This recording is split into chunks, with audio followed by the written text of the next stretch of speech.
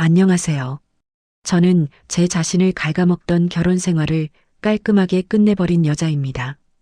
결혼이란 것이 맞는 사람끼리 만나면 행복을 두 배로 불려주지만 그렇지 못하면 서로의 인생을 오히려 갉아먹게 되는 거라고 하더군요. 안타깝게도 전 후자에 속했었죠. 요즘엔 이혼한 부부들이 많은 것 같습니다. 이곳엔 그런 분들의 사연이 자주 공유되는 것 같았어요. 그래서 저도 이 자리를 빌려 제 이야기를 한번 해보고 싶습니다. 저희 부모님은 지방에서 사슴 농장을 운영하셨어요. 녹용이나 건강즙 같은 것들을 파시며 외동딸인 저를 키워주신 부모님은 참 따뜻하고 좋은 분들이었습니다.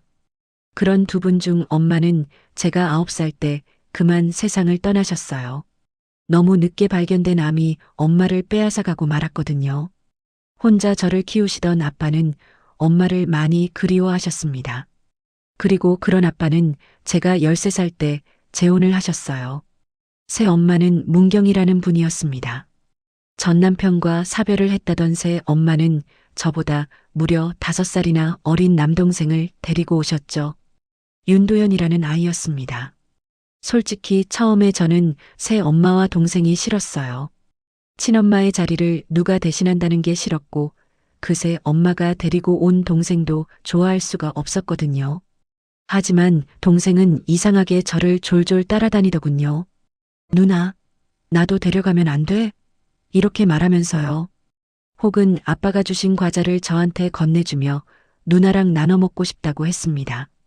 알고 봤더니 새 엄마에게는 저보다 2살 어린 딸이 있었다고 하더라고요. 동생 도연이는 그런 자기 누나를 많이 좋아했는데 새 엄마의 전 남편이 사고로 세상을 떠날 때 그 딸도 함께 하늘로 갔다고 합니다. 그래서 동생은 새로 생긴 누나인 저를 그렇게 좋아했던 거예요. 제가 매몰차게 밀어내도 넘어지면서까지 저를 따라오고 고사리 같은 손으로 불량식품을 반으로 나눠주는 모습에 저도 마음이 약해지고 말았죠. 새 엄마 또한 천천히 제게 다가와 주셨습니다. 혜진아, 난 내가 죽은 내 딸 대신이라서 예쁜 게 아니야. 그냥 혜진이 너라서 꼭 엄마가 되어주고 싶은 거야. 아주 천천히 기다릴 테니까 나중에는 꼭 엄마라고 불러줄래? 제가 아무리 투정을 부리고 마음을 닫아도 새 엄마는 다정함으로 자꾸만 제 마음속 얼음을 녹이셨어요. 결국 저는 그런 새 엄마에게도 마음을 열고 진짜 제 엄마로 받아들이게 됐습니다. 그 뒤 저희 가족은 아주 화목한 가정이 되었어요. 엄마 무릎에 누워 엄마가 해주시는 오이팩도 받고 사춘기가 넘어서도 저를 잘 따르던 동생의 첫사랑 고민 상담도 해주면서요. 아빠는 그렇게 두 사람과 잘 지내는 저를 보며 안도하시는 듯 가끔은 눈물을 훔치기도 하셨죠. 그리고 공부를 아주 잘했던 동생은 미국의 좋은 대학에 합격해 고등학교를 졸업한 뒤 유학을 가게 됐습니다. 그러곤 대학을 졸업한 뒤 아예 거기서 자리를 잡았어요. 아주 좋은 직장을 구해 고연봉자가 되어서요. 부모님과 저는 많이 서운했지만 그래도 멋지게 인생을 개척해 나가는 동생을 응원해 주었죠. 한편 저는 대학 졸업 후 피나는 노력 끝에 7급 공무원 시험에 붙었습니다. 그런 저는 소개로 만난 2살 위 남자와 34살 때 결혼을 했어요. 박상우라는 사람이었습니다.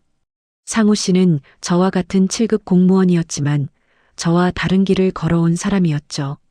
집안 형편이 좋은 편은 아니었던 상우 씨는 빨리 안정을 찾고 싶은 마음에 대학에 가지 않고 9급 공무원 시험을 준비했다고 하더군요.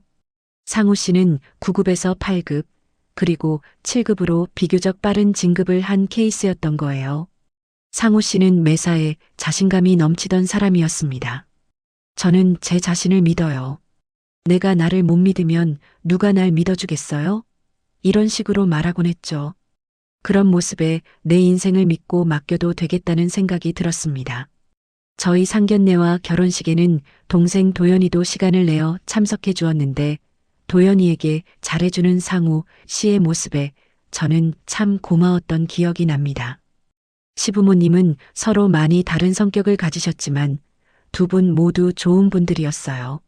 시아버지 박철민 어르신은 자식들에게 아주 엄한 분이었고, 시어머니는 채찍을 주로 휘두르던 시아버지 대신 자식들에게 다정한 당근을 주는 분이었다고 하더라고요.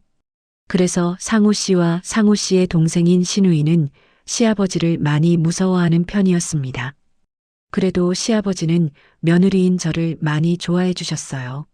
제가 잘하려고 노력하자 시어머니도 시아버지도 저를 예뻐해 주셨던 거죠. 상우 씨는 자신이 무서워하던 시아버지와 편하게 지내던 저를 신기하게 생각했는데 그건 신우이도 마찬가지였습니다. 그런데 신우이 박소정 씨는 그런 저를 못마땅해 하더라고요. 새언니, 어디서 좀 여우 같다는 말 많이 안 들어봤어요? 소정 씨가 어느 날 제게 이렇게 말했습니다. 아니요, 왜요? 아니, 그 묵직하던 저희 아빠가 새 언니만 보면 그렇게 좋아하잖아요. 그런 거 보면 사람 꼬시는 무슨 기술이 있나 싶어서요. 신우이는 말투가 이기적이고 공격적인 경향이 있었습니다. 그래서 어릴 적 상우 씨와도 앙숙처럼 다투며 자랐다고 하더라고요. 시아버지와 그 천사 같던 시어머니께도 많이 혼났고요. 게다가 성인이 되어서는 맨날 밤늦게까지 술 먹고 클럽을 다니다 길바닥에서 잠이 들어 경찰서에서 연락이 와 시아버지께 비 오는 날 먼지 날 정도로 엄청난 야단을 맞았었다고 하더라고요.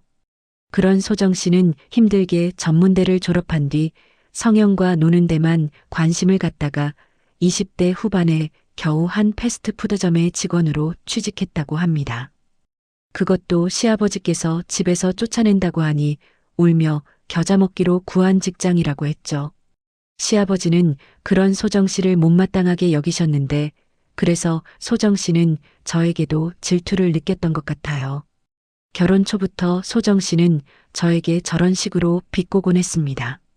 처음에는 그냥 한 귀로 듣고 한 귀로 흘렸지만 저도 매번 참지만은 않았어요. 인기가 없진 않았지만 그렇다고 막 아무나 만나고 다니진 않았어요. 그리고 아가씨, 성인 입에서 꼬신다가 뭐예요? 제가 경솔하게 행동하면 그게 다 부모님에 대한 평가로 돌아오는 거예요. 그러니 자식 입장에서 조심해야죠. 이렇게 제가 반격하자 소정 씨는 더욱 입이 튀어나오더군요. 그런 소정 씨는 사치도 심하고 욕심도 많았는데요. 한 번은 제 물건까지 훔치더라고요. 제가 결혼한 지 4년쯤 지난 어느 날의 일이었죠. 저에게는 결혼할 때 동생 도연이가 선물해줬던 비싼 브랜드의 팔찌가 있었는데 저는 그 팔찌를 늘 부적처럼 하고 다녔습니다. 그날은 시댁에 갔다가 설거지하느라 잠깐 팔찌를 풀고 있었는데 분명 식탁에 올려뒀던 팔찌가 사라지지 않았겠어요? 그리고 시아버지의 매서운 눈에 의해 범인이 소정 씨임은 금세 밝혀지고 말았죠. 시아버지는 당장 경찰을 부르겠다고 하셨고 소정 씨는 울며 빌었습니다. 저는 그런 소정 씨에게 진심을 담아 경고했어요. 만약 또 내 물건에 손 떼면 그땐 바로 경찰 부를 줄 알아요. 선처도 없을 줄 알라고요. 그렇게 엉엉 울던 소정 씨의 원망 어린 시선은 갑자기 상우 씨에게 향했습니다. 왜? 오빠는 능력도 없어서 새 언니 동생처럼 나한테 저런 거 선물 못 해줘? 이게 다 오빠 때문이야. 뭐? 그게 왜 내 때문이야? 귀가 막혀서요. 소정 씨는 태연하게 저에게 팔찌를 선물해준 제 동생과 상우 씨를 비교했던 거예요. 상우 씨는 얼굴이 새빨개지며 소정 씨와 크게 다투기 시작했습니다. 저도 소정 씨의 말은 어이가 없었지만 실은 그때 상우 씨의 눈치를 좀 봤었어요. 그건 당시 제 결혼 생활을 점점 망치고 있던 불편한 사실 때문이었죠.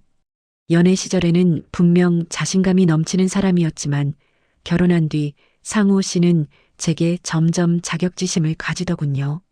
저희는 저녁 식사 때 주로 직장에서 있었던 일을 많이 이야기했습니다. 근무지는 달랐어도 서로 같은 직급의 공무원이라는 공통점이 있어 대화가 잘 통했거든요. 그런데 언젠가부터 상우 씨가 이렇게 투덜대기 시작한 거예요. 대체 그놈의 시작이 뭐 그렇게 중요하다고? 당신이나 나나 어쨌든 똑같은 7급 아니야? 그러면서 자꾸 자신을 낮추는 말을 하더라고요. 구급 출신이라서 그렇다는 둥, 고졸이라 뒤처진다는 둥. 똑같은 7급이어도 올라갈 수 있는 높이가 다르다느니 주변에서 마누라한테 뒤처지면 자존심 상해서 어떡하냐는 말을 한다느니 계속 불평했습니다. 전 그런 상우 씨의 자존감을 올려주려고 노력했어요. 당신이 얼마나 멋진 사람인데 누가 당신을 무시해? 이렇게 말하면서요. 하지만 상우 씨는 갈수록 자격지심이 심해졌습니다. 갈수록 제게 자신보다 잘나서 좋겠다고 비아냥대고 말다툼할 일이 생기면 이런 식으로 빈정거렸어요. 미안해. 난 고졸 9급 출신이라 그래. 저는 결혼한 지 얼마 안 돼 임신해서 딸을 낳았습니다. 자연스럽게 출산휴가와 육아휴직을 쓰게 됐는데 한 번은 상우 씨가 희죽거리며 이런 말을 하더라고요. 난 당신이 육아휴직 써서 너무 좋아. 왜? 당신이 집에만 있을 때가 더 좋았단 말이야. 내가 괜히 자격지심 느낄 일 없으니까. 그때는 그냥 제가 전보다 더 가정을 돌볼 수 있어 좋다는 말인 줄 알았어요. 그런데 상우 씨는 제가 복직할 날이 다가오자 자꾸 제게 휴직 기간을 늘리라며 억지를 쓰더라고요. 외벌이만으로는 충분한 상황도 아니고 집도 사야 하는데 대체 이 사람이 왜 이러나 싶더라고요. 그러던 어느 날 저는 술에 취해 집에 들어온 상우 씨가 제가 일찍 잠든 줄 알고 거실에서 친구와 통화하는 소리를 들어버리고 말았습니다. 절대로 육아휴직 더는 안 쓰겠대. 이대로 가다간 금세 6급까지 달 텐데. 난 솔직히 집사람이 지금보다 더 잘 나가는 걸 보기 싫어. 너무 충격적이었어요. 상우 씨는 자신의 자격지심 때문에 제 복직을 막으려고 했던 거예요. 심지어 제가 일을 그만두고 마트 캐셔 같은 일이나 하면 좋겠다는 말까지 하더라고요. 저는 재웠던 아이를 깨우지 않기 위해 조용히 방문을 닫고 나왔습니다. 상우 씨는 아직 자지 않고 있던 저를 보고 화들짝 놀라며 전화를 끊었죠. 저는 그런 상우 씨에게 말했어요. 애 깨우니까 조용하게 말할게. 난 그동안 당신이 나한테 자격지심 느끼는 것 같아 눈치도 보였고 속상하기도 했어. 근데 당신 체면 세워주겠다고 내가 힘들게 들어간 직장 그만두는 일은 없을 거야. 만약 상우 씨가 자격지심 때문에 괴로워하기만 했다면 저도 상우 씨가 마냥 안쓰러웠을 겁니다. 그런데 자신의 자격지심 때문에 제가 노력해서 얻은 결과를 무너뜨리고 싶어 하는 마음은 도저히 참을 수가 없겠더라고요. 자기도 창피했는지 상우 씨는 아무 말도 못했습니다. 그 뒤 아무래도 부부 사이가 전과 달리 멀어지기 시작할 수밖에 없었죠. 그리고 상우 씨의 자격지심은 점점 제 동생에게로까지 향하더군요. 외벌이만으로는 충분한 상황도 아니고 집도 사야 하는데 대체 이 사람이 왜 이러나 싶더라고요. 그러던 어느 날 저는 술에 취해 집에 들어온 상우 씨가 제가 일찍 잠든 줄 알고 거실에서 친구와 통화하는 소리를 들어버리고 말았습니다. 절대로 육아휴직 더는 안 쓰겠대. 이대로 가다간 금세 6급까지 달 텐데. 난 솔직히 집사람이 지금보다 더 잘 나가는 걸 보기 싫어. 너무 충격적이었어요. 상우 씨는 자신의 자격지심 때문에 제 복직을 막으려고 했던 거예요. 심지어 제가 일을 그만두고 마트 캐셔 같은 일이나 하면 좋겠다는 말까지 하더라고요. 저는 재웠던 아이를 깨우지 않기 위해 조용히 방문을 닫고 나왔습니다. 상우 씨는 아직 자지 않고 있던 저를 보고 화들짝 놀라며 전화를 끊었죠. 저는 그런 상우 씨에게 말했어요. 애 깨우니까 조용하게 말할게. 난 그동안 당신이 나한테 자격지심 느끼는 것 같아 눈치도 보였고 속상하기도 했어. 근데 당신 체면 세워주겠다고 내가 힘들게 들어간 직장 그만두는 일은 없을 거야. 만약 상우 씨가 자격지심 때문에 괴로워하기만 했다면 저도 상우 씨가 마냥 안쓰러웠을 겁니다. 그런데 자신의 자격지심 때문에 제가 노력해서 얻은 결과를 무너뜨리고 싶어 하는 마음은 도저히 참을 수가 없겠더라고요. 자기도 창피했는지 상우 씨는 아무 말도 못했습니다. 그 뒤 아무래도 부부 사이가 전과 달리 멀어지기 시작할 수밖에 없었죠. 그리고 상우 씨의 자격지심은 점점 제 동생에게로까지 향하더군요. 동생 도연이는 많아야 1년에 한두 번 정도 한국에 들어왔는데 올 때마다 가족들에게 선물을 사오고 그러지 못하면 한국에서 사서라도 좋은 선물을 해주고 싶어 했어요. 자신이 잘 된 건 다 가족 덕분이라면서요. 그런 동생은 첫 조카인 저희 딸의 선물도 정말 많이 해주었습니다. 저와 상우 씨가 너무 비싸서 고민하다 사지 못했던 몇백만 원짜리 고급 유모차라든지 명품 아동복에 눈이 돌아갈 만한 고가의 장난감이라든지 하는 것들을 말이죠. 어차피 애는 금방 크니 이런 거 사줄 필요 없다고 해도 동생은 한사코 말을 듣지 않더라고요. 저는 그런 동생에게 너무 고마웠는데 상우 씨는 또 못난 자격지심이 발동했던 거예요. 도연이는 돈이 썩어나나 봐. 우린 능력이 없어서가 아니라 어차피 애가 얼마 못 쓰니까 안 사줬던 건데. 무슨 말을 그렇게 해? 자기가 벌만큼 버니까 그만큼 누나인 나도 조카도 챙겨주고 싶어 하는 거지. 괜히 자기도 창피한 건 알았는지 상우 씨는 동생 앞에서는 고맙다고 하면서 제 앞에서만 저런 말을 해대더군요. 저는 그렇게 갈수록 꼬여가던 상우 씨에게 더욱 마음이 멀어져 갔어요. 그렇게 상우 씨의 자격지심이 날로 심해져 가던 와중 소정 씨가 상우 씨는 제 동생에 비해 능력이 없다는 말을 했으니 괜히 상우 씨 눈치를 살폈던 거예요. 저는 항상 동생에게 고마운 마음에 미국으로 이것저것 싸서 종종 택배를 보내줬습니다. 그리고 점점 저와 사이가 멀어졌던 상우 씨는 괜히 자기도 동생을 챙기겠다며 평소 사이가 좋지도 않던 소정 씨를 챙기기 시작하더군요. 아마 그때가 소정 씨 도둑질 사건 이후부터였던 것 같아요. 상우 씨는 사치하기 바빠 늘 돈이 없던 소정 씨에게 용돈을 주고 싶다고 하고 소정 씨 생일에 무슨 100만 원어치 백화점 상품권을 주고 싶어 하기도 했습니다. 솔직히 저희에게 주기만 하던 동생과 달리 저를 못 잡아먹어 안달이던 소정 씨에게 그런 걸 해주고 싶겠나요? 그래서 저는 그 이상으로 해주려거든 당신 용돈으로 하라고 했더니 억지를 쓰며 화를 내는 거 있죠.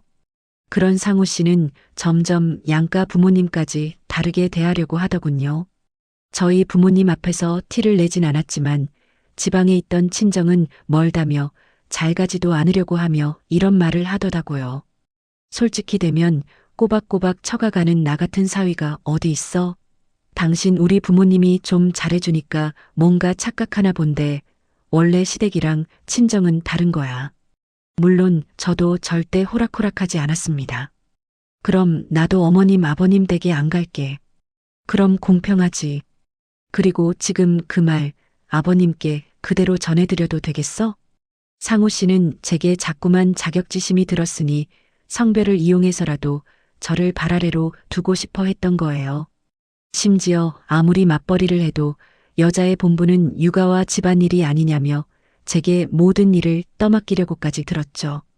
그렇게 갈수록 이상하게 변해가던 상우 씨에게 저는 계속 정이 떨어져 갔습니다. 그런 저희는 결혼한 지 5년 만에 경기도권의 새 아파트에 입주하게 됐습니다. 3년 전 당첨됐던 청약 아파트가 그때 완공됐거든요. 그동안 그 아파트에 들어갈 중도금을 모으느라 정말 고생했었죠. 그래도 어쩔 수 없이 대출을 조금은 받아야 했는데 그 모자란 돈은 친정 부모님이 도와주셨습니다. 너무 감사하더라고요. 그런데 상우 씨는 친정 부모님께 그래도 감사하다는 말을 하긴 했지만 제 앞에서는 이따위 소리를 짓거리더라고요. 아무리 처가에서 도와주셨다고 해도 명의는 공동명의야. 제 이름으로 당첨된 아파트라 공동명의로 바꾸려면 많이 복잡하긴 했지만 못할 것도 없긴 했습니다. 그런데 저도 상우 씨에게 질려버렸을 때라 오기가 생겨 화를 냈죠. 우리 부모님이 1억 5천만 원이나 보태주시고 결혼 전에 전세 보증금에 보탠 것도 내가 더 많았잖아. 어차피 공동명의로 바꾸려면 복잡하니까 그냥 내 명의로 해. 결국 그 아파트는 제 단독 명의로 들어가게 됐는데요. 우선 당첨된 곳이니 기쁜 마음으로 들어가긴 했지만 솔직히 너무 심란하더라고요. 이런 사람과 어떻게 계속 살 수 있을까 하는 생각이 떠나질 않았거든요. 그렇게 이사한 지 얼마 되지 않아 저는 6급으로 진급했습니다. 하지만 상우 씨는 축하는커녕 더더욱 저를 향한 자격지심을 드러내 보였죠. 그리고 몇 달 뒤 결국 제 인내심은 터지고 말았어요. 당시 동생 도연이는 결혼할 예정인 미국 여자친구를 데리고 친정에 인사를 왔었습니다. 저는 외국어가 좀 되는 편이라 예비 올케와 무리 없이 대화를 나누었는데 영어를 잘 못했던 상우 씨는 많이 긴장된 모습을 보이더군요. 당시 동생은 온 김에 서울에 살고 있는 한국 친구들을 만나기로 했었는데요. 그런 동생은 미국에서 미리 저와 상우 씨와 영상 통화하다가 그 며칠을 경기도에 있는 저희 집에서 머물면 안 되냐고 물어봤었어요. 누나, 이사한 집에도 제대로 안 가봤고 우리 조카도 가는 김에 많이 보고 가고 싶어서 혹시 괜찮을까요? 원래도 동생은 서울에 머물 때면 저희 집에서 지내곤 했습니다. 처음에는 상우 씨와 동생 사이가 좋았기에 상우 씨가 먼저 그러라고 했었거든요. 그 뒤로는 상우 씨가 그나마 동생의 면전에서는 무례를 범하지 않았기에 동생은 상우 씨가 이상하게 변한 걸 몰랐던 거예요. 당시 동생은 이번에는 예비 올케도 함께이니 조심스레 저희에게 허락을 구한 거였습니다. 저는 당연히 가족으로서 두 사람을 챙기고 싶었죠. 하지만 그때는 집 명의와 제 진급 문제로 상우 씨와 너무 껄끄러웠을 때라 이번에는 미안하지만 동생을 위해서라도 호텔에 머물게 하는 게 낫다고 생각했습니다. 그런데 상우 씨가 먼저 동생에게 당연히 그래도 된다고 대답하더라고요. 그래 놓고서는 전화를 끊는 뒤 제게 인상을 쓰며 이렇게 말하지 않겠어요? 아휴, 매년 오라고 했는데 어떻게 이번에만 오지 말라고 해? 그럼 날 어떻게 생각하겠어? 그러니까 이런 건 당신이 알아서 안 된다고 선을 그었어야지. 내가 그런 말할 새도 없이 당신이 먼저 대답해 놓고 그게 무슨 소리야? 정말 성질이 확 나더군요. 그런데 동생과 예비 올케가 친정에 인사로 온 날 갑자기 상우 씨가 저를 따로 불러내 또 사람 속을 뒤집어 놓더라고요. 내가 생각해 봤는데 아무리 생각해도 난 저 외국인 여자 불편해. 그러니까 그냥 둘 다 딴 데 가서 자라고 해. 숙박업소 같은 데 많잖아. 뭐, 당장 내일같이 우리 집으로 가기로 했는데 이제 와서 무슨 뚱딴지 같은 소리야. 애초에 당신이 꾸역꾸역 도연이랑 예비 올케 우리 집으로 오라고 했잖아. 막상 보니까 불편해서 그렇지. 저 여자 말도 안 통하는데 며칠을 어떻게 같이 있으란 말이야. 정말 머리라도 한 대 확 쥐어박고 싶었습니다. 그 뒤 상우 씨는 계속 뚱한 표정을 짓고 있었어요. 두 사람을 데리고 저희 집에 올 때까지요. 동생과 예비 올케는 괜히 그런 상우 씨의 눈치를 봤습니다. 저는 우선 꾹 참고 동생과 예비 올케를 잘 챙겨주려고 노력했어요. 그 와중에 상우 씨는 불편한 티를 숨기지도 않고 집에 가자마자 피곤하다며 들어가서 자버리더라고요. 정말 속이 부글부글 끓었습니다. 동생이 온 김에 휴가를 며칠 쓰고 싶었는데 하필 중요한 일이 있어 동생이 저희 집에 온 바로 다음 날에는 휴가를 쓰지 못했어요. 저는 동생에게 미안하며 출근을 해야 했죠. 미안해. 누나 완전 빠르게 퇴근하고 올게. 그래도 내일부터 누나 진짜 쉬워. 오늘은 아무 약속 없다고? 둘 다 피곤해서 오늘 하루는 그냥 푹 쉬고 내일 관광도 하고 친구들도 만나기로 했어. 알겠어. 그럼 푹 쉬고 있어. 저는 여전히 방에 있던 상우 씨에게 두 사람을 불편하게 하면 참지 않을 거라고 으름장을 놓고 출근했습니다. 그날 상우 씨는 저와 다르게 휴가를 썼었거든요. 그런데 직장에 다녀와 보니 동생과 예비 올케가 집에 없더군요. 심지어 캐리어도 없어졌기에 상우 씨에게 물어보니 어깨를 으쓱하며 이렇게 말하더라고요. 그냥 숙소 잡겠다고 나가던데. 뭐? 갑자기? 아니, 대체 왜? 몰라. 당신이 뭐라고 한 거 아니야?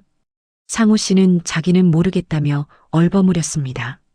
하지만 그 어색한 표정에 분명 상우 씨가 뭔가를 했다고 생각해 바로 동생에게 전화를 걸었어요. 동생은 그런 저에게 급하게 호텔을 잡았다고 말했죠. 처음에 동생은 제가 이유를 물어도 그냥 생각해 보니까 매형이 너무 불편하실 것 같아서 저희도 호텔이 편하고 하고만 대답하더군요. 하지만 제가 집요하게 추궁했더니 결국 떨리는 목소리로 솔직한 대답을 털어놓았죠. 실은 매형이 방에서 통화하는 말을 들었어. 상우 씨가 친구로 보이는 사람과 통화하는 소리를 동생이 들어버렸다고 했습니다. 맨날 내가 한국 올 때마다 며칠씩 빈대 붙는 것도 짜증났는데 이제 말도 안 통하는 예비 아내까지 데리고 와서 자기 휴가를 방해한다고 오란다고 진짜 오는 염치는 어디서 나는지 모르겠다고 하더라. 친동생도 아니고 실은 생판 남인 주제에 라면서 말이야. 게다가 선물도 맨날 필요도 없는 거 사서 돈 자랑질해서 재수 없었다는데. 순간 너무 당황스럽고 민망해서 손이 떨리더라고. 물론 누나까지 날 그렇게 생각하지 않을 건 알아. 근데 1년에 한두 번 보는 나 때문에 괜히 누나랑 매형 사이가 나빠질 것 같아서 그냥 아무 말 안 하려고 했던 거야. 정말 기절하는 줄 알았습니다. 진짜 이 인간이 미쳤나 싶더라고요. 그렇게 문까지 꽉 닫지 않고 큰 소리로 통화했던 상우 씨는 잠시 뒤 아무렇지 않은 표정으로 거실로 나와 동생과 예비올케에게 친절한 척을 했다더군요. 동생은 상우 씨가 자기 들으라는 뜻으로 일부러 크게 통화한 건지 아니면 정말 몰랐는지 모르겠지만 불편해서 더는 저희 집에 있을 수가 없었다고 합니다. 그래서 대충 아무 말이나 둘러대고 나와 호텔을 잡은 거라고 하더라고요. 저는 화가 나서 동생에게 말했어요. 도연아, 기왕 잡은 거 오늘은 어쩔 수 없지만 내일은 다시 누나 집으로 와. 내가 미안해서 어떻게 널 거기 그냥 두니? 여기 네 명의 내 집이야. 내가 저 인간 집에서 쫓아버릴 테니까 여기 와서 너 편하게 있어. 아니야, 누나. 그리고 막상 와보니까 여자친구도 여기가 더 편하대. 우리 가족 처음 만난다고 너무 긴장했는데 둘만 있는 곳으로 오니까 이제 좀 코도 골고 편하게 잘 수 있을 것 같대. 다행히 예비 올케 애나 씨는 한국말을 잘 몰라서 못 알아들었다고 했습니다. 그래도 너랑 예비 올케한테 미안해서 어떡하니? 미안해. 아니야. 누나. 근데 기왕 이렇게 사실대로 말했으니 하는 말이지만 누나 매형이랑 사이 좋은 거 맞아?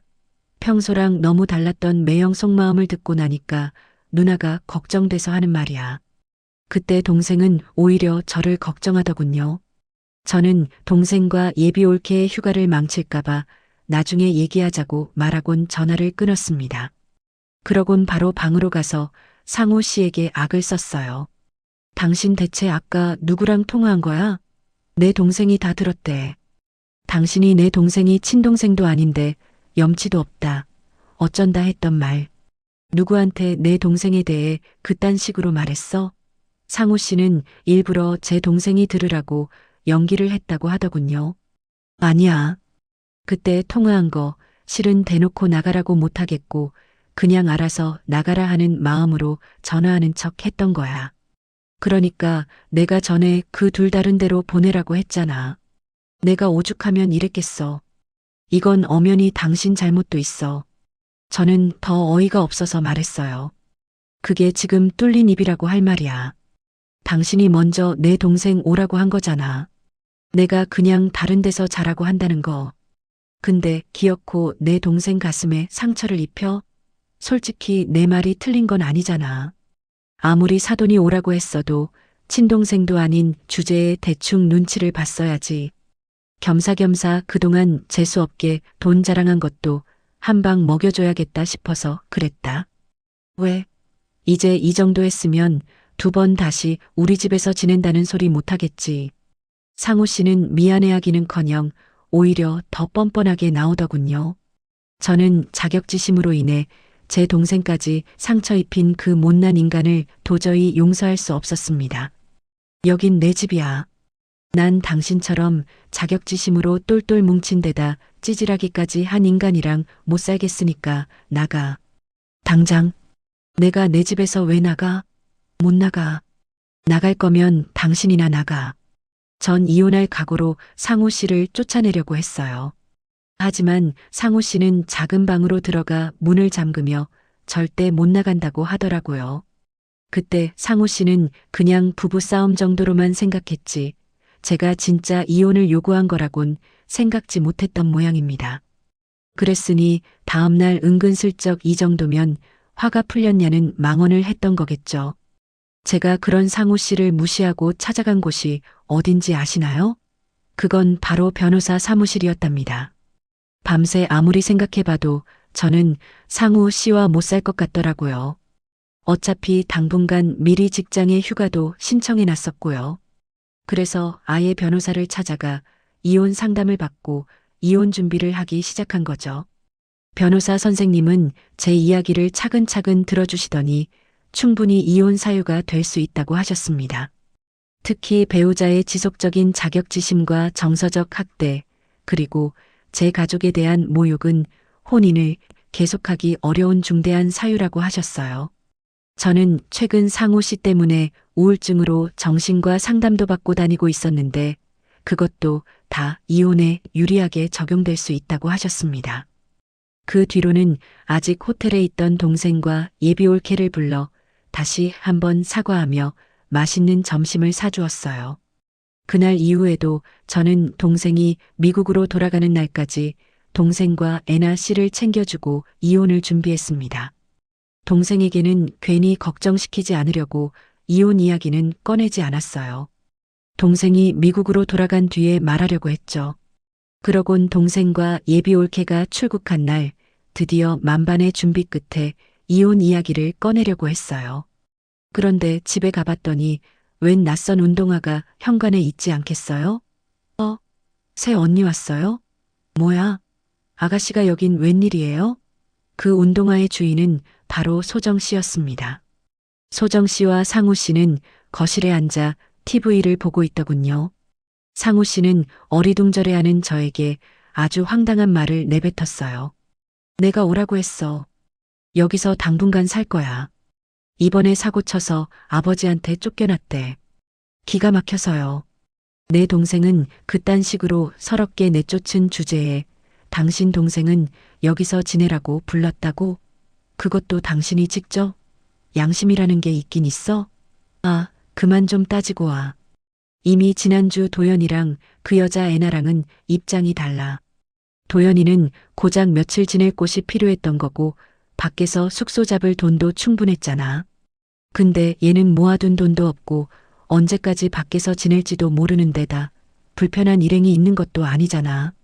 여긴 내 집이기도 한데 내가 오빠로서 동생 챙기지도 못해? 그럼 얘가 갈 곳이 없다는데 어떡하라고? 기가 막히게도 상우 씨는 사고를 쳐서 쫓겨난 소정 씨를 직접 집으로 불렀다고 하더라고요. 며칠 전 제 동생은 그렇게 쫓아낸 주제의 말입니다. 게다가 소정 씨가 쳤다는 사고가 뭔지 아십니까? 너무 황당해서 대체 무슨 사고를 친 건지나 들어보자고 하니 유부남과 놀아났다가 그 남자 아내에게 상간녀 소송을 당했다고 하더라고요. 집으로 도착한 상간녀 소장을 보고 시부모님은 뒤늦게 소정 씨의 행실을 아셨던 거고요. 너무 기가 막혀서 입을 떡 벌리고 있는데 소정 씨는 죄책감도 못 느끼는 뻔뻔한 표정으로 제게 이렇게 말하더군요. 전 나름 진짜 억울해요. 그냥 하도 좋다고 들이대길래 선물이나 좀 뜯어내려고 만났던 건데 그딴 유부남을 제가 왜 진심으로 만났겠어요? 근데 그 와이프란 여자는 자기 남편이랑은 애 때문에 이혼을 안 할 거라면서 제 직장까지 찾아와서 다 폭로하더라고요. 본사에 민원까지 넣는 바람에 저 얼마 전에 직장에서도 잘렸어요. 그것도 엄마 아빠한테 숨기고 있었는데 그 여자가 상간녀 소송까지 거는 바람에 다 들통났다고요. 전 어떻게 보면 피해자라니까요. 남의 가족을 무너뜨릴 뻔해놓고 지금 피해자라는 말이 나와요? 아휴, 몰라요. 아무튼 새 언니, 저희 오빠가 웬일로 저를 챙기는지 모르겠는데 어쨌든 여기 저희 오빠 집이잖아요. 오빠가 허락해줬으니까 당분간 저기 작은 방에서 좀 지낼게요. 근데 신축이라 집이 보면 볼수록 좋은 것 같아요. 그냥 저 앞으로 쭉 여기서 살면 안 돼요? 이번에는 엄마도 단단히 화가 나서 집에 다시 들어가기 어려울 것 같은데. 그거 좋네. 뭐 어차피 우리 둘째 낳을 생각도 없는데 그냥 작은 방 채워줄게. 내가 계속 써. 상우 씨는 뻔뻔하게 계속 여기서 살고 싶다던 소정 씨의 말에 실실 쪼개며 동조하더라고요. 저는 그 한심에 빠진 남매를 기가 막힌 표정으로 바라봤습니다. 그리고 상우 씨 앞에 제가 준비해 갔던 서류 봉투 하나를 던져줬어요. 이게 뭐야? 이혼 서류. 나 당신하고 이혼할 거야. 저는 그놈에게 투명스럽게 이혼 서류라는 말을 꺼냈습니다. 너무 아무렇지도 않게 꺼낸 그 말을 상우 씨는 처음에는 잘 알아듣지도 못하더니 이내 경악을 하더라고요. 순식간에 심상치 않아진 분위기에 소정 씨는 슬며시 TV를 끄고 눈치를 보더라고요. 저는 그 상종하기 싫은 두 사람을 차갑게 내려다보며 말했어요. 이혼 서류라고. 나 당신하고 이혼할 거야. 그래서 요즘 변호사 알아보고 상담받으러 다녔었어. 아, 아니, 그게 갑자기 무슨 소리야? 뭐, 저번에 내가 도연이 쫓아낸 것 때문에 그래. 물론 그것도 크긴 컸지. 내가 감히 우리 가족에 대해 얼마나 안다고. 내 동생한테 주제 운운하며 상처 준 거 생각하면 지금도 이가 갈리니까. 근데 난 당신 자격지심에 이제 질려버렸어. 같은 공무원이면서 나한테 자격지심 드러내는 것도 지긋지긋하고 같은 남자로서 내 동생보다 못한 것 같으니까 갈수록 추하게 굴는 모습도 정 떨어져. 그놈의 자격지심 때문에 어떻게든 내 위에 서려는 것도 생전 잘 챙기지도 않던 당신 동생까지 챙기는 모습도 다 싫어. 오늘도 봐. 당신 이번에 내가 동생 데려왔던 거 그대로 갚아주고 싶어서 이런 거 아니야? 뭐? 오빠, 새 언니한테 자격지심 있었어? 그래서 요즘 나한테 이렇게 잘해준 거야? 아, 아니야. 당신은 왜 자꾸 사람의 아니라는 말을 이상하게 몰아가? 인정하기 싫겠지. 창피할 테니까. 근데 변호사 상담 받아보니까 충분히 자격지심으로 보일 수 있고 유책 사유도 될 것 같다네. 나 최근 당신 때문에 우울증으로 정신과 상담받고 다니는 것도 몰랐지? 그것도 다 이혼에 유리하게 적용될 수 있대. 그러니까 당신이 아니라고 우기고 이혼 안 한다고 버텨도 소용없어. 번거롭게 소송까지 가기 전에 여기 얼른 도장 찍어. 상우 씨는 제 동생도 와 있는데 사람을 이렇게 창피 주냐고 했습니다. 저는 그런 상우 씨에게 코웃음을 치며 말했죠. 어쩌라고? 당신은 내 동생 가슴에 상처 줬으면서 난 당신 망신 좀 주면 안 되냐? 내가 분명 말했지. 여기 내 명의로 된 내 집이라고. 이 집에 묶인 당신 몫은 나중에 재산 분할 때 주든 할 테니까 저 상간녀 데리고 당장 나가. 잠깐만요. 새 언니, 이건 좀 억지 아니에요? 들어보니까 오빠가 잘한 게 없는 것 같긴 한데 어머니 여긴 오빠 집이기도 하잖아요. 명의가 새 언니 거라도요. 저 당장 갈 데도 없어서 여기서 못 나가요. 그리고 저 솔직히 기분 좀 나쁘네요. 왜 사람더러 상간녀라고 비하세요? 당장 사과하세요.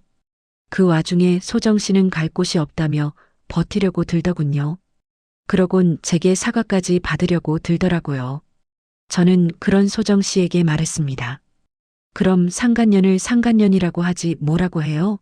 그 말이 그렇게 창피했으면 돈이 목적이었든 모든 유부남을 건드리지 말았어야죠. 야, 박소정.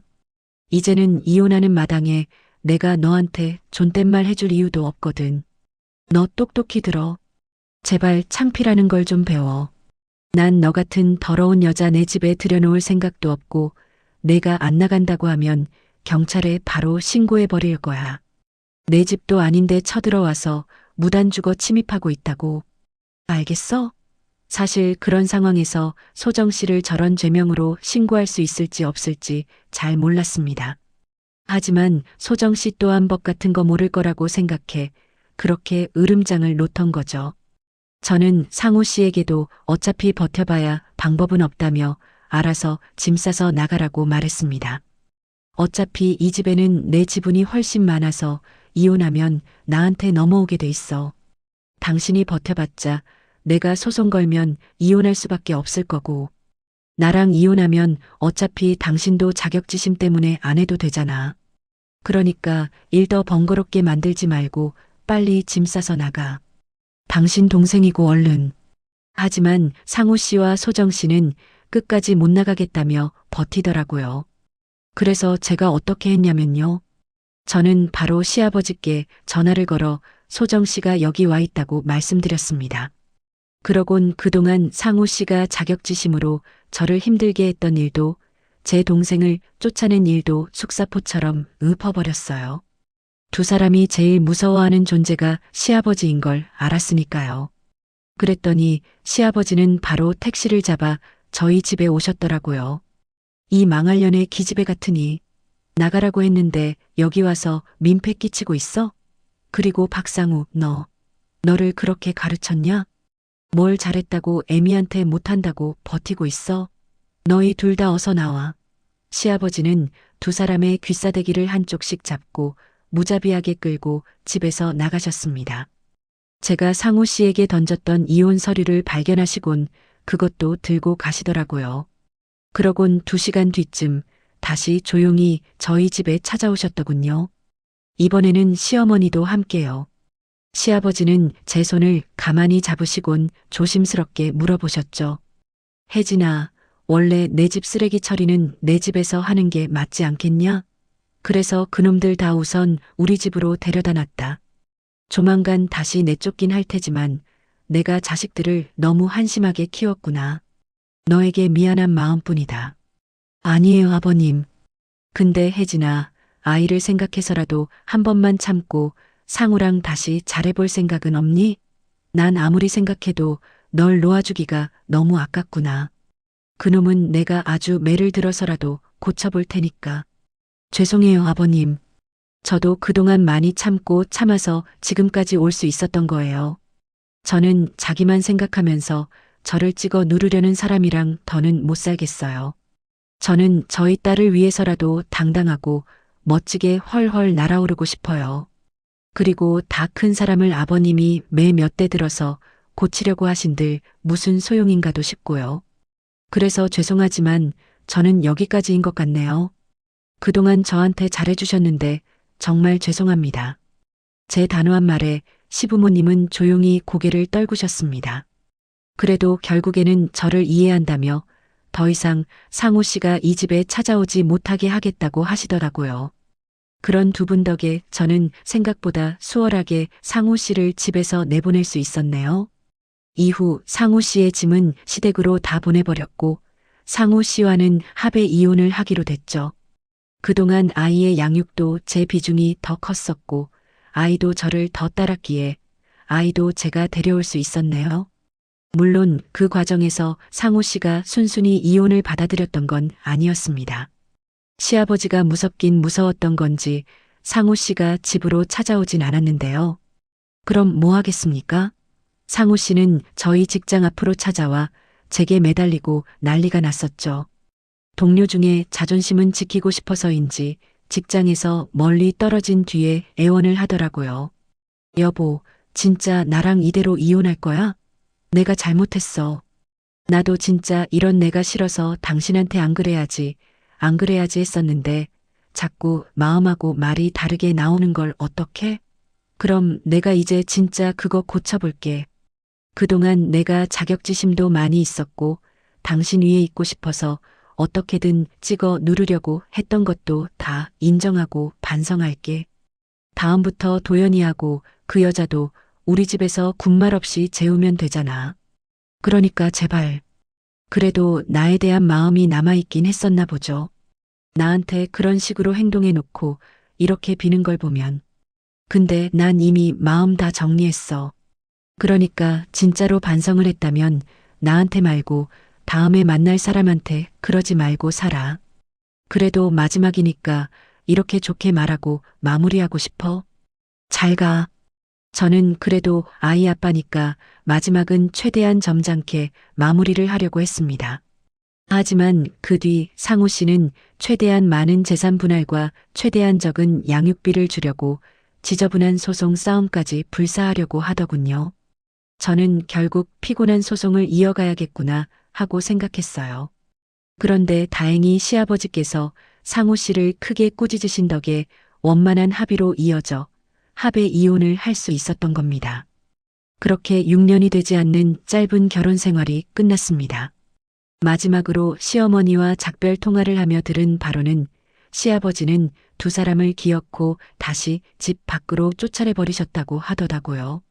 자식놈들 다 키워봤자 끝까지 부모 속만 썩이니 그냥 아예 눈에 띄지 말라면서요. 시어머니는 그런 두 자식 때문에 많이 속상해 하셨습니다. 저는 시어머니께 죄송하고 감사하다는 말씀을 드렸어요. 그 뒤 저는 상우 씨에게 양육비를 받으며 한 달에 한 번씩 아이를 보여주고 있는데요. 궁금하지도 않아 굳이 소정 씨의 근황을 물은 적은 없었습니다. 그리고 상우 씨는 그 좋은 공무원이란 직장을 때려치우고 이혼한 지 1년 뒤 사업을 시작했어요. 하도 기가 막혀서 물어봤더니 공무원이 평생 직업이란 말도 다 옛말이라고 하더라고요. 당신도 알잖아. 요즘 공무원 그만두고 사업해서 대박 나는 사람들도 많은 거. 나도 공직에서 일한 경험 살려서 민원대행이나 특허 관련 컨설팅 쪽으로 나가보려고. 박봉의 승진도 더딘 자리 붙잡고 살 수는 없잖아. 두고 봐. 내 인생 이제 다시 시작이니까. 그 뒤 상우 씨의 사업이 잘 됐냐고요? 안타깝게도 아니었습니다. 시작한 지 2년도 안 된 지금 전 남편의 사업은 심한 난항을 겪고 있다고 해요. 자기 말로는 거의 망하기 직전이라는데 그저 한숨만 나올 따름이었죠. 그런 전 남편 때문에 더 속이 타들어가고 계실 시부모님을 생각하니 마음이 참 아프더라고요. 하지만 그건 누가 덤빈 것도 아닌 전 남편 스스로의 욕심이 자초한 화 아니겠습니까? 그래도 딸아이를 생각해서 저는 이번 일이 전 남편에게 큰 교훈을 주었으면 하고 바라고 있어요. 그래서 전 남편이 비록 놓아버린 공직을 다시 되찾을 순 없겠지만 앞으로는 가지지 못한 것보다는 가진 것에 감사하며 스스로의 삶을 더 불행하게 만들지 않았으면 합니다. 저희 부모님은 제가 이혼한 일을 많이 속상해 하셨는데요. 그래도 제가 딸을 키우며 꿋꿋이 잘 살고 있는 모습을 보니 최근에는 마음이 놓인다고 하시더군요. 이혼 직후에는 정말 힘들었습니다. 혼자 아이를 키우면서 직장 생활을 하는 게 쉽지 않았거든요. 아침에 아이를 깨워 유치원에 데려다 주고 퇴근 후에는 급하게 데리러 가야 했어요. 저녁을 먹이고 씻기고 재우고 나면 밤 11시가 넘었습니다. 그때부터 밀린 집안일을 하고 나면 새벽 1시였어요. 잠은 4시간 정도밖에 못 잤습니다. 주말에도 쉴 수 없었어요. 밀린 빨래를 하고 장을 보고 청소를 했습니다. 아이와 놀아주는 시간도 내야 했죠. 처음 1년은 정말 버티기 힘들었습니다. 몸도 마음도 지쳐갔어요. 하지만 포기할 수 없었습니다. 제 딸을 위해서라도 버텨야 했거든요. 그렇게 1년을 버티자 조금씩 익숙해지기 시작했습니다. 아이도 컸고 저도 요령이 생겼어요. 아이는 이제 초등학교 2학년이 됐습니다. 씩씩하고 밝게 자라줬어요. 엄마, 나 오늘 수학시험 100점 맞았어. 정말? 우리 딸 대단한데? 응. 선생님이 칭찬해 주셨어. 아이가 자랑스럽게 시험지를 보여주는 모습을 보면 힘들었던 게 다 잊혀졌습니다. 이 아이를 위해서라도 더 열심히 살아야겠다는 생각이 들었어요. 직장에서도 제 위치를 잡아가고 있었습니다. 이혼 후 저는 더 열심히 일했어요. 일에 집중하니 마음도 편해졌습니다. 그리고 올해 저는 5급으로 진급했습니다. 축하받을 때 상우 씨가 떠올랐어요. 저를 자격지심으로 괴롭혔던 그 사람이요. 이제는 그 사람 눈치 볼 필요도 없이 당당하게 제 능력을 인정받을 수 있었습니다. 승진 소식을 부모님께 알려드렸더니 무척 기뻐하셨어요. 우리 딸 정말 대견하구나. 혼자서도 이렇게 잘 해내다니. 아빠, 혼자가 아니에요. 부모님이 계셔서 가능한 거예요. 부모님은 제가 힘들 때마다 옆에서 지켜봐 주셨습니다. 가끔 올라오셔서 아이를 봐주시기도 하고 반찬을 해서 보내주시기도 했어요. 그런 부모님께 너무 감사했습니다. 동생 도연이도 멀리서 많이 걱정했습니다. 이혼 소식을 들은 동생은 바로 한국으로 날아오려고 했어요. 그런 동생을 간신히 말렸죠. 누나, 정말 괜찮아? 내가 가서 그 인간한테 한마디 해야 되는 거 아니야? 괜찮아. 이미 다 끝난 일이야. 너는 거기서 잘 지내. 미안해, 누나. 내가 그때 조용히 호텔 가는 게 아니라 누나한테 바로 말했어야 했는데. 아니야. 그때 말했어도 결과는 같았을 거야. 그러니까 너는 자책하지 마. 동생을 안심시키느라 진땀도 많이 뺐었죠. 그런 동생은 지금 착한 아내 애나 씨와 결혼해서 미국에서 아주 잘 살고 있답니다. 결혼식을 올릴 때 보니 미국인인 사돈 어른들도 아주 좋은 분들 같더라고요. 저는 그런 동생만은 저와 다르게 오래오래 아내와 행복하게 살길 바라고 있습니다. 결혼식에는 부모님과 저, 그리고 딸까지 함께 참석했어요. 미국까지 가는 게 쉽지 않았지만 동생의 중요한 날이니 꼭 가고 싶었습니다. 결혼식은 정말 아름다웠어요. 동생과 애나 씨가 행복해하는 모습을 보니 저도 덩달아 기뻤습니다. 누나, 정말 와줘서 고마워. 누나 없었으면 오늘 반쪽짜리 결혼식이었을 거야. 무슨 소리야? 당연히 와야지. 누나 힘들게 한 그 인간 생각하면 지금도 화나는데 그래도 누나가 이렇게 씩씩하게 사는 거 보니까 안심이 돼. 나 잘 살고 있어. 걱정하지 마. 결혼식 후 저희는 일주일간 미국에 머물렀습니다. 동생이 사는 집도 구경하고 동생의 직장 동료들도 만났어요. 동생은 정말 멋진 삶을 살고 있었습니다. 좋은 직장에서 인정받으며 일하고 사랑하는 아내와 함께 살고 있었어요. 저는 그런 동생이 자랑스러웠습니다. 엄마, 도연이 삼촌 집 진짜 크다. 그치? 삼촌이 열심히 일해서 이렇게 좋은 집에서 사는 거야. 나도 나중에 삼촌처럼 될 거야. 딸아이도 동생을 보며 꿈을 키우는 것 같았어요. 한국으로 돌아온 후에도 동생과는 자주 연락했습니다. 영상통화로 얼굴을 보며 이야기를 나눴어요. 동생은 늘 저를 걱정했습니다. 누나, 밥은 잘 먹고 다녀? 너무 무리하지 마. 응, 잘 먹고 다녀. 너도 건강 챙겨. 애나도 누나 안부 많이 물어봐. 한국 다시 가고 싶대. 그래, 언제든 놀러와. 이번에는 우리 집에서 편하게 지내도록 할게. 그때 일은 정말 미안했어, 누나. 다 지난 일이야. 너 때문이 아니었어. 그 사람이 원래 그랬던 거고. 동생과 이야기를 나누면 마음이 편해졌습니다. 가족이 있다는 게 얼마나 큰 힘이 되는지 새삼 느꼈어요. 부모님도 동생의 결혼식에 다녀온 후 많이 기뻐하셨습니다. 도연이가 좋은 사람 만나서 행복하게 사니까 마음이 놓이는구나. 그러게요. 애나 씨도 참 좋은 분이더라고요. 이제 혜진이 너도 좋은 사람 만나면 좋겠는데. 엄마, 저는 아직 그런 생각 없어요. 지금도 충분히 행복해요. 정말이었습니다. 저는 지금 이대로도 충분히 행복했어요. 딸과 함께 살고 부모님이 계시고 동생이 잘 살고 있고 제 일도 잘 풀리고 있었습니다. 더 이상 누군가에게 의지하지 않아도 됐어요. 저 스스로 제 삶을 꾸려나갈 수 있었습니다. 그런 저는 부모님을 모시고 살 준비를 하고 있습니다. 부모님 연세도 이제 70이 넘으셨어요. 더 이상 농장 일을 하시기 힘드실 나이가 됐습니다. 아빠, 엄마, 이제 농장 정리하고 저희 집으로 오세요. 아니다. 우리는 여기가 좋구나. 조금 더 있다가 갈게. 부모님은 제 합가 제안을 거절하고 계십니다. 힘 닿는 데까지 농장을 운영하고 싶다고 하시더라고요. 하지만 저는 언젠가 꼭 두 분을 모시고 살고 싶습니다. 그래서 힘들게 저를 키워주신 은혜를 갚으며 살고 싶어요. 제가 어디서 들었는데요. 자격지심이라는 건 자기 자신에 대한 기대치가 스스로 너무 높아서 생기는 거라더군요. 남이 얼마나 잘났든 간에 나 스스로도 충분히 괜찮은 사람임을 받아들이면 지나가는 질투도 웃으며 넘길 수 있다고 하더라고요. 내가 나를 사랑해주지 않으면 결국 내 인생과 주변 모두를 불행에 빠뜨릴 수도 있답니다. 제 전 남편이 언젠가는 그 사실을 꼭 깨닫기 바랍니다. 상우 씨는 스스로를 사랑하지 못했어요. 늘 남과 비교하며 자신을 낮췄습니다. 그래서 저를 괴롭혔고 제 동생을 모욕했고 결국 제 곁을 떠나야 했어요. 이제 저는 저를 사랑합니다.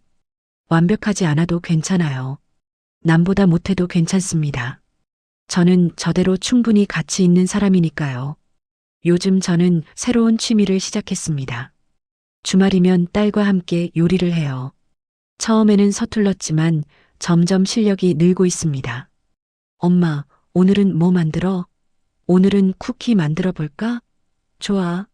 나도 도와줄게. 딸과 함께 밀가루를 반죽하고 쿠키 틀로 모양을 내고 오븐에 구웠습니다. 완성된 쿠키를 먹으며 딸이 말했어요. 엄마, 우리가 만든 쿠키 진짜 맛있다. 그치? 우리 잘 만들었지? 엄마, 나는 엄마랑 있을 때가 제일 좋아. 나도 우리 딸이랑 있을 때가 제일 좋아. 딸을 꼭 안아줬습니다. 이런 순간들이 저를 행복하게 만들었어요. 저는 더 이상 누군가의 아내가 아니었습니다. 하지만 저는 제 딸의 엄마였고 부모님의 딸이었고 동생의 누나였어요. 그리고 무엇보다 저는 윤혜진이었습니다. 제 이름으로 제 인생을 살아가는 사람이었어요. 직장에서도 인정받고 딸을 잘 키우고 부모님을 모실 준비를 하고 있었습니다. 완벽하지 않아도 괜찮았어요. 저는 제가 자랑스러웠습니다. 어느 주말 오후 딸과 함께 공원을 산책했습니다. 5월의 햇살이 따뜻했어요. 벚꽃은 이미 졌지만 실록이 푸르게 빛나고 있었습니다. 엄마, 저기 봐. 강아지다. 정말 귀엽네. 가서 볼까? 딸은 신이 나서 강아지에게 달려갔어요. 저는 그런 딸의 뒷모습을 바라보며 미소 지었습니다. 문득 몇 년 전이 떠올랐어요.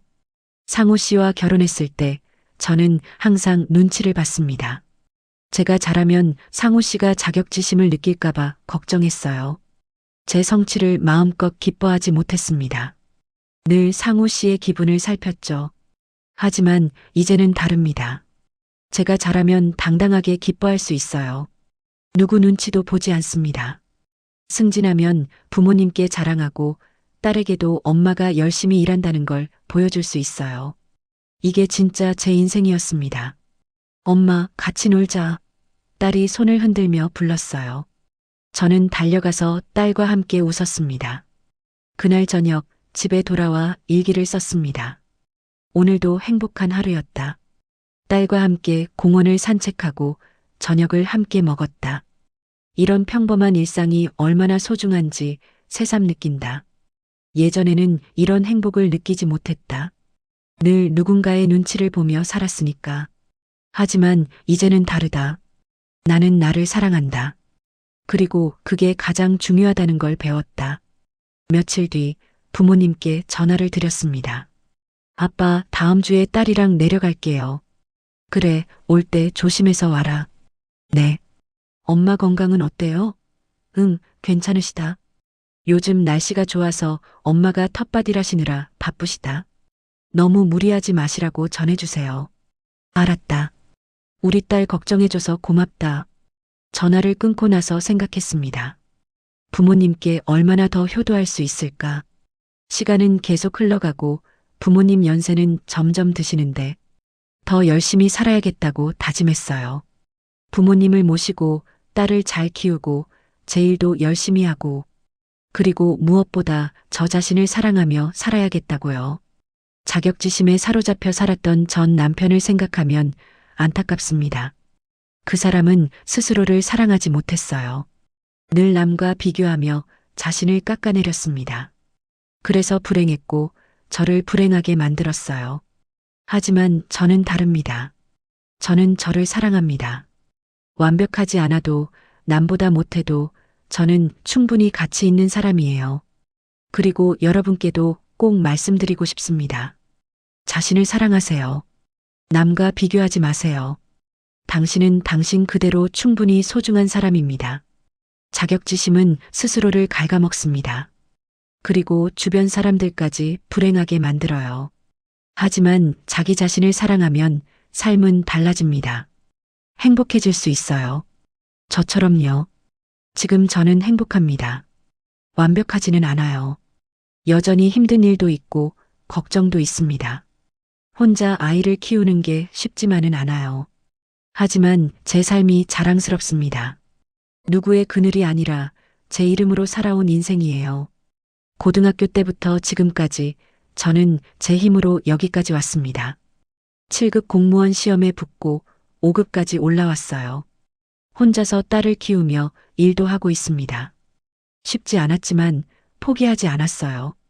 그리고 이제는 저를 사랑합니다. 저 자신을 인정하고 존중해요. 그게 가장 중요하다는 걸 배웠습니다. 창밖을 보니 해가 지고 있었어요. 5월의 저녁 하늘이 아름다웠습니다. 딸이 방에서 숙제를 하고 있었어요. 저는 부엌에서 저녁을 준비했습니다. 이런 평범한 일상이 행복이었습니다. 더 이상 누군가에게 의지하지 않아도 됐어요. 저 스스로 제 삶을 꾸려나갈 수 있었습니다. 그리고 그것만으로 충분했어요. 저는 윤혜진입니다. 누군가의 아내였다가 이혼한 여자가 아니에요. 제 인생의 주인공입니다. 앞으로도 계속 걸어갈 겁니다. 제 길을요. 당당하게요. 그리고 여러분께서도 늘 자기 자신을 사랑하며 여러분의 삶을 가치 있게 만드시길 바라겠습니다. 그럼 여기서 이혼한 제 사연을 마치겠습니다. 감사합니다.